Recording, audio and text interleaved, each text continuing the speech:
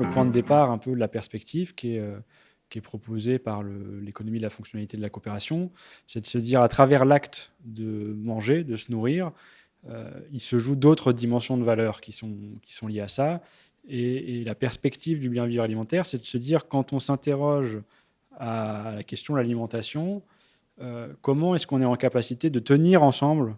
ces différentes dimensions de valeur pour sortir des logiques un peu en silo industriels où il y a ceux qui produisent des biens agricoles, il y a ceux qui distribuent, il y a ceux qui s'occupent de la restauration. C'est comment on relie les différentes dimensions de valeur pour mieux les prendre en charge et répondre aux besoins des territoires. On se rend compte qu'à mesure que l'industrie agroalimentaire s'est développée, vu qu'on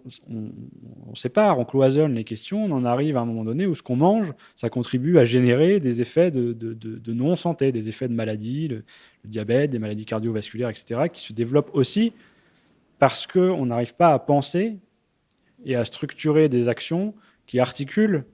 les dimensions de valeur liées à l'alimentation entre elles. On se rend vite compte qu'à l'échelle d'une entreprise en tant que telle, c'est très difficile, parce que ce n'est pas la même question que de la production agricole et l'enjeu du vivre ensemble, par exemple. Donc si on veut tenir les deux en même temps, ça nécessite souvent de construire l'écosystème coopératif en interne, mais potentiellement en externe, qui va permettre de s'appuyer sur des compétences pour prendre en charge les enjeux. Il y a la première question, d'une certaine manière, c'est la fonctionnalité ou la multifonctionnalité associée à l'alimentation, vers quelle perspective on va. Et très vite, on arrive vers comment on construit un écosystème coopératif en capacité de prendre un peu plus en charge, progressivement, les différents enjeux. Sachant que ce n'est jamais du tout au tout,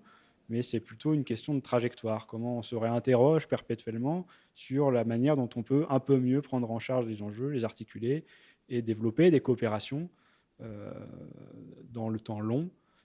pour avancer sur la question du bien-vivre alimentaire. Mais très vite, on en arrive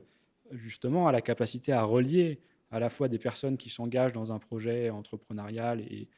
et à travers un écosystème et les enjeux de territoire au sens de collectivité publique à proprement parler. Justement, la question, c'est comment à un moment donné, un projet fait territoire, c'est-à-dire avance dans une mise en lien entre des acteurs qui peuvent avoir des statuts différents et euh, des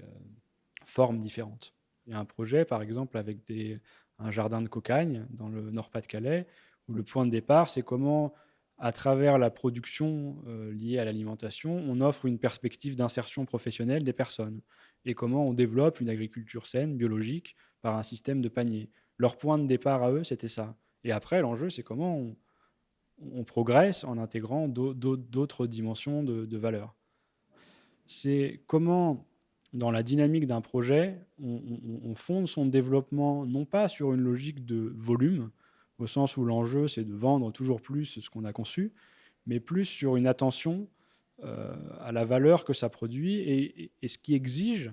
de prendre soin de la qualité des relations entre les différents acteurs,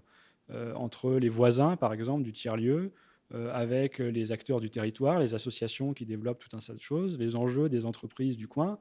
et comment, en prenant soin de la qualité des relations entre les acteurs,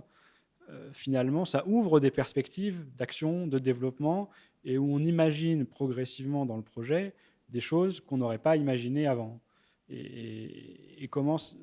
les compétences se greffent autour d'une intention commune, mais où le terreau finalement des perspectives économiques, c'est le soin qui est accordé à l'écoute de chacun de ces enjeux, de la manière dont il peut contribuer au projet et s'engager. Et c'est comme ça qu'on développe de nouvelles perspectives,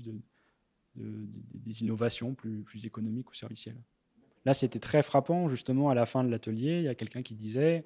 bah oui, c'est super intéressant de voir les projets des autres. D'ailleurs, j'ai pas forcément beaucoup réagi, mais c'est parce que du coup, je réfléchissais à comment ça fait le lien avec moi. Pour l'instant, je ne sais pas trop comment je vais avancer, mais il y a un réel intérêt, je pense, qui était